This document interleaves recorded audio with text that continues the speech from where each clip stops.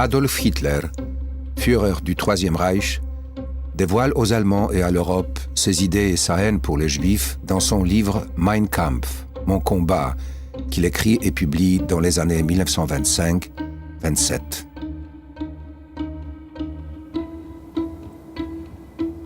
À la fin des années 30, l'Allemagne compte 6 camps de concentration. Jusqu'en 1939, près de 170 000 citoyens du Troisième Reich y seront internés.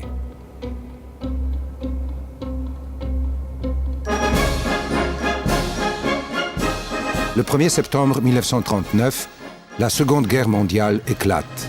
La marche vers l'Est commence alors pour l'armée allemande. La SS et la police responsables de l'établissement de l'ordre germanique dans les territoires de l'Est recherchent en Pologne un lieu pour un camp de concentration destiné non aux opposants allemands, mais à la race des sous-hommes que seraient les Polonais.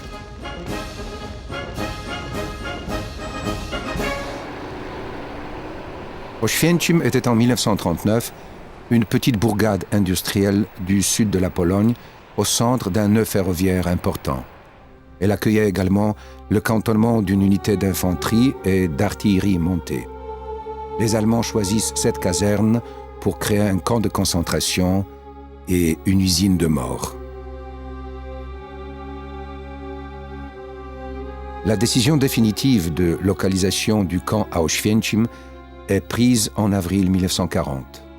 Les Allemands dénomment le camp Konzentrationslager Auschwitz. 65 ans plus tard, la ville polonaise d'Oświęcim se souvient encore du camp d'extermination. Mémoire fichée dans la terre, transmise par les survivants de l'extermination, perpétuée par les peintures et dessins qui en témoignent. Le premier chapitre de la chronique d'Auschwitz propose le récit du plus long appel de l'histoire du camp. Un appel qui entendait prescrire les règles d'une réalité nouvelle.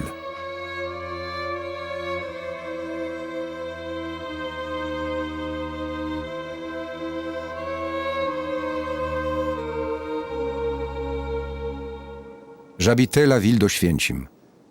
J'ai été embauché dans le camp en tant qu'électricien dans un groupe d'employés civils. À la mi-juin 1940 est arrivé un premier convoi de prisonniers polonais. Quelques jours plus tard, certains d'entre eux ont été affectés à notre groupe. Nous leur apportions de la nourriture, nous transmettions leur correspondance. Les liens d'amitié aidant, nous avons décidé de les aider à fuir. C'était encore possible à l'époque car le camp n'était pas encore clôturé et il y avait peu de gardiens. Tadeusz Wiejowski, originaire de la région de Tarnów, a accepté notre proposition.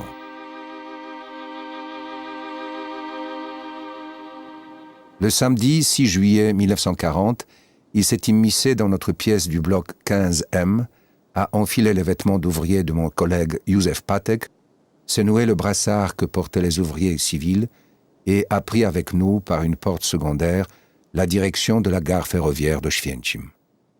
Nous lui avons donné de l'argent et de la nourriture. Il est monté dans un train de marchandises qui partait en direction de Spytkowice.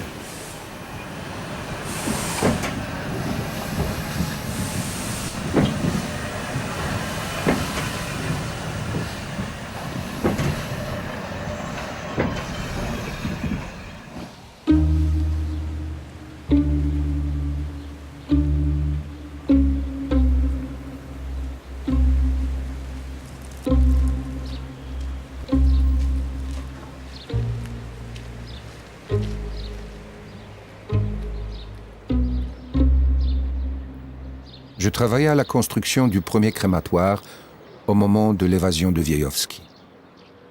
L'appel a commencé vers 18h.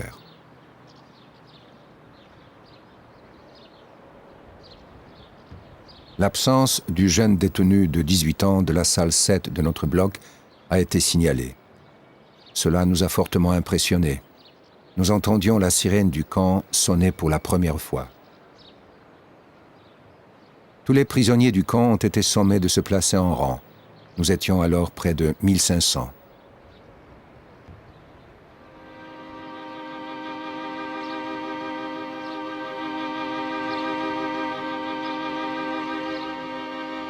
Fritsch, le commandant adjoint du camp, nous a traités de criminels et nous a menacé de rester debout pendant 3 jours et 3 nuits.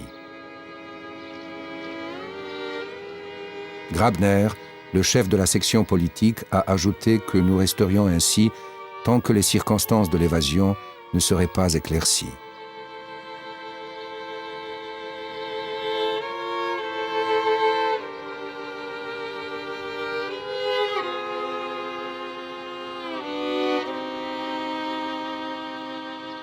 La garnison SS, mise en état d'alerte suite à l'évasion du prisonnier, privée de quartier libre dans la soirée de samedi et vraisemblablement aussi dimanche, a décidé de passer sa colère sur les prisonniers. Ces derniers ont été obligés de rester immobiles au garde à vous ou assis par terre les bras tendus jusqu'à l'épuisement. Les capots et les SS quadrillaient les rangs en frappant ici et là les têtes et les épaules avec des matraques.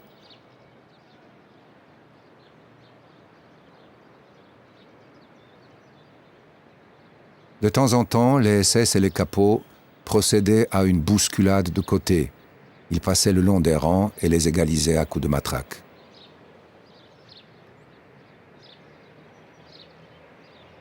J'ai reçu un coup de matraque derrière la tête d'un capot allemand alors que je vacillais, épuisé. Il m'a sorti de ma torpeur en me frappant, puis m'a souhaité bonjour.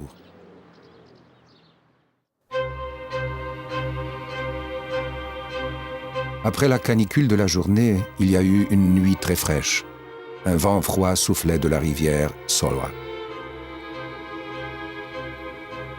Le samedi était la journée de remise du linge sale. Les détenus ne portaient que de vêtements de coutil. Nous avons gelé horriblement toute la nuit.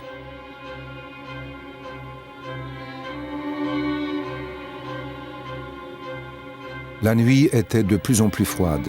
On ne pouvait pas maîtriser les claquements de dents. Les SS se relayaient. Nous restions sur place. Nous restions assis les mains croisées derrière la tête. Les SS vérifiaient que personne ne baisse les bras grâce à des projecteurs. Quand la fatigue et la lassitude étaient trop fortes, ils nous battaient sans pitié.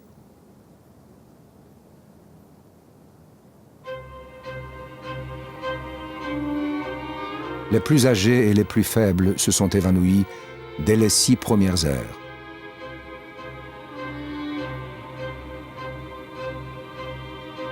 Les hommes tombaient comme des mouches. On les aspergeait d'eau, on les battait.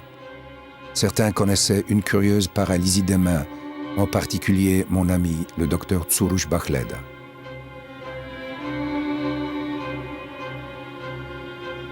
Au milieu de la nuit, nous avons entendu la voix du traducteur transmettant de la fenêtre d'un bloc la promesse de Fritsch d'alléger les punitions si quelqu'un avouait avoir aidé Wiejowski. 5 jeunes détenus de la salle 7 sont sortis du rang. On ne les a plus jamais revus sur la place d'appel. L'attente a continué.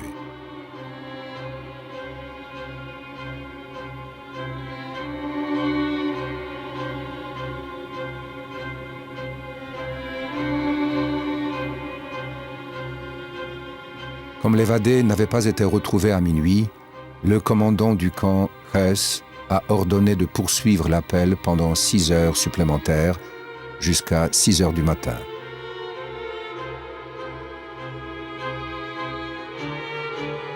À partir de minuit, on nous a ordonné de rester au garde à vous.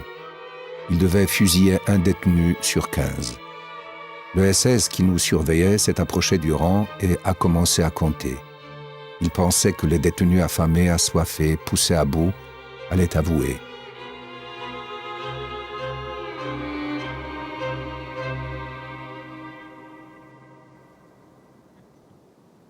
Les SS ont sélectionné 20 boucs émissaires. J'étais parmi eux. Soudain, il y a eu une confusion à cause d'un détenu qui s'était évanoui. Les SS ont couru dans sa direction. Mon ami, l'ingénieur Hille, en a profité pour m'extirper du rang. Personne n'a remarqué le subterfuge.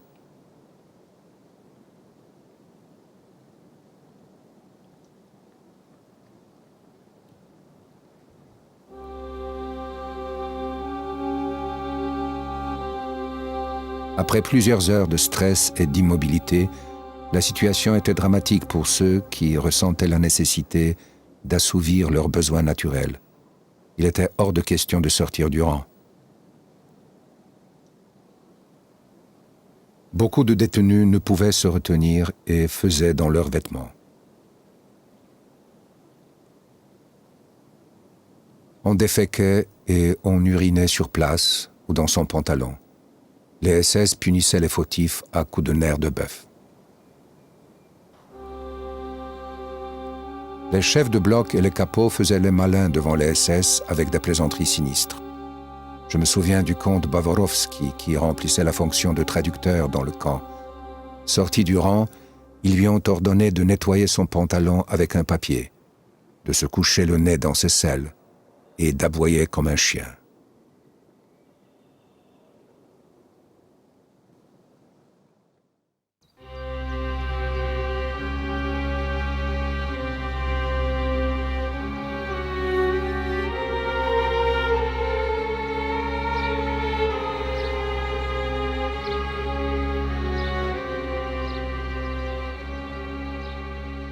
Au matin, beaucoup de détenus se sont évanouis.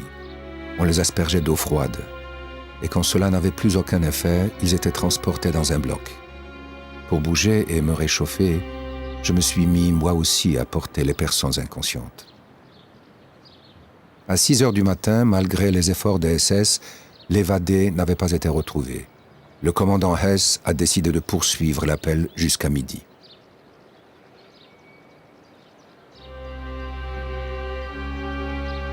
Après le froid de la nuit, nous avons dû subir la canicule de la journée. Nous faiblissions, nous perdions conscience.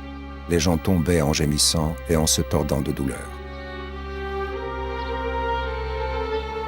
À partir de 10 heures du matin, le soleil a commencé à taper en face. J'ai vu alors les visages gonflés comme des courges, les yeux disparaître, tellement ils étaient bouffis. La canicule, la soif et l'épuisement fauchaient de plus en plus de jambes. Certains détenus étaient victimes d'insolation. Personnellement, j'avais des hallucinations. Je voyais des animaux sauvages sortir de sous la terre. Nous restions immobiles au milieu de gémissements incroyables. Certains hurlaient. Beaucoup juraient contre Dieu, le pape.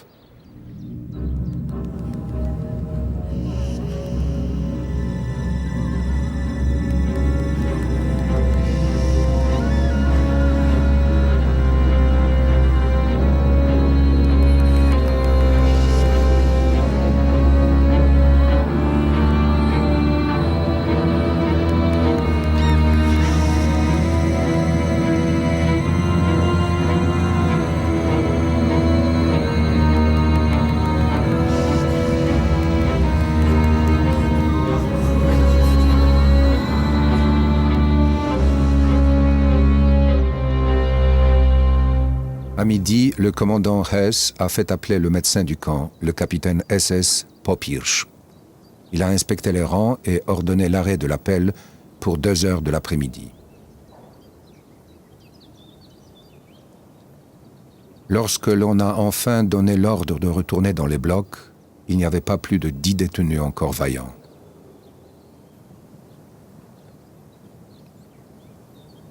La place d'appel ressemblait à un champ de bataille jonché d'excréments humains. Nous nous déplacions en nous tenant sous les bras.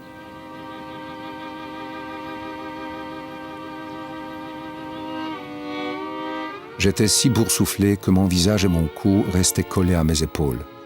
Je ne pouvais plus enlever mon pantalon. Il a fallu en découper les jambes. Beaucoup ont eu des crises de folie suite à cet appel. Presque tous les détenus avaient eu le crâne brisé par un capot. Près d'un tiers des détenus n'ont jamais réintégré leur bloc. Ils ont succombé à l'épuisement et aux coups, victimes d'un arrêt cardiaque ou d'une insolation.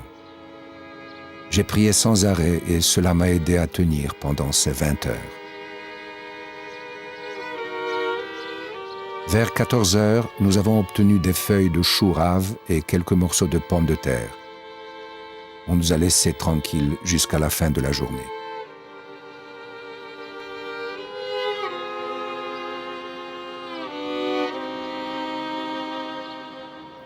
Le lendemain, ils nous ont forcé à un travail surhumain près de l'entrepôt de construction. Nous devions porter en courant des sacs de ciment et des briques. Les capots nous harcelaient et nous battaient.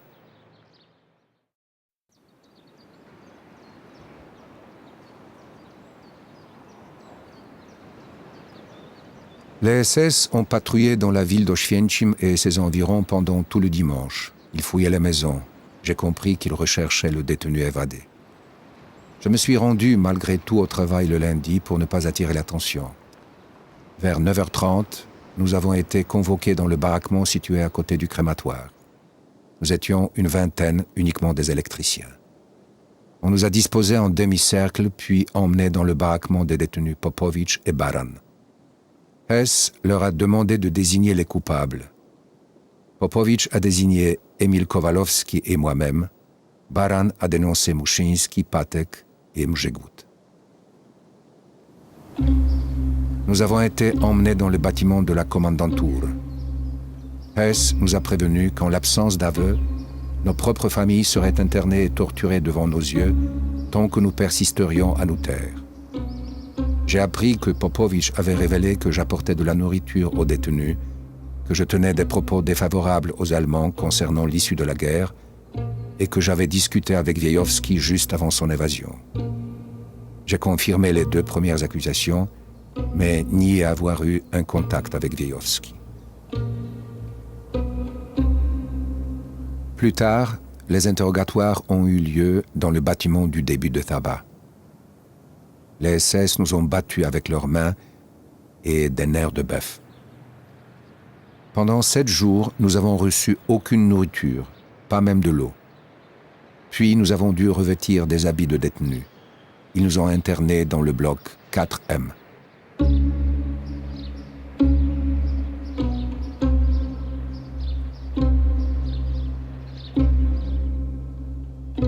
Au début de novembre 1940, pendant l'appel du soir, mon nom et ceux de mes 4 camarades ont été cités.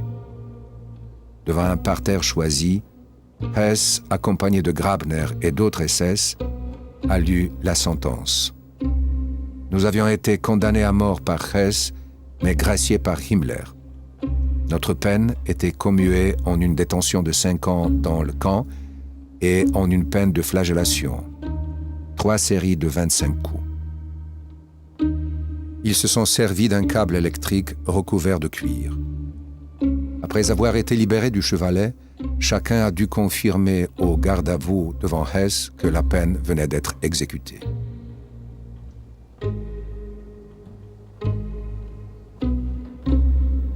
Puis, nous avons été emmenés dans le bunker du bloc 11 et abandonnés pendant 21 jours sans eau ni nourriture. Nous buvions la rosée qui coulait sur les murs et les impuretés du seau. Nos blessures s'infectaient et putrifiaient.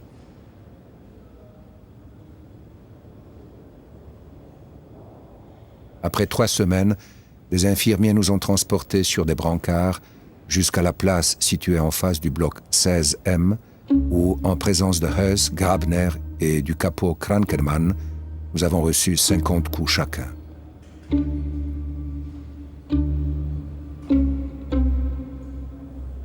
Conformément à la sentence, les contremaîtres arrêtés à cause de l'évasion de Wiejowski ont reçu 50 coups de verge. Nous avons dû assister à l'exécution de la peine. Je n'ai repris conscience que 2 semaines plus tard. Je me suis réveillé dans une salle où gisaient 36 cadavres. Sur ma demande, le détenu médecin Tadeusz Gąsiorowski m'a déplacé dans une autre salle. Il s'est occupé de moi. Je me suis retrouvé aussi à l'hôpital. Beach gisait dans un coin de la salle. Je voyais son postérieur marqué par les coups. Il a gardé le lit pendant 7 mois.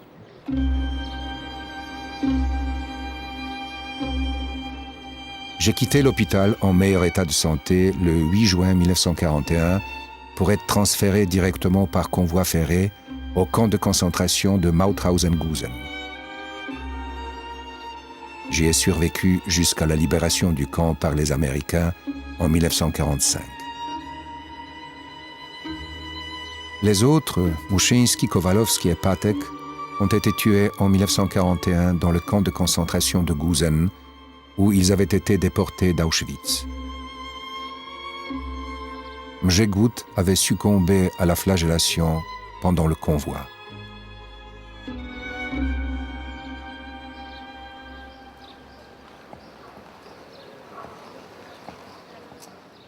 Nous avons eu un avant-goût de ce qu'Auschwitz allait nous réserver. Pourtant, nous avions l'espoir que la guerre se terminerait vite et que nous survivrions.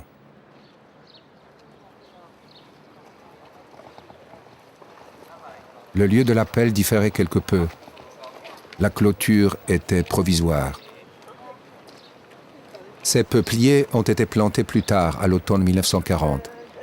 Les feuilles n'ont jamais poussé. Lorsque les bourgeons mûrissaient, les détenus les mangeaient. La faim était permanente.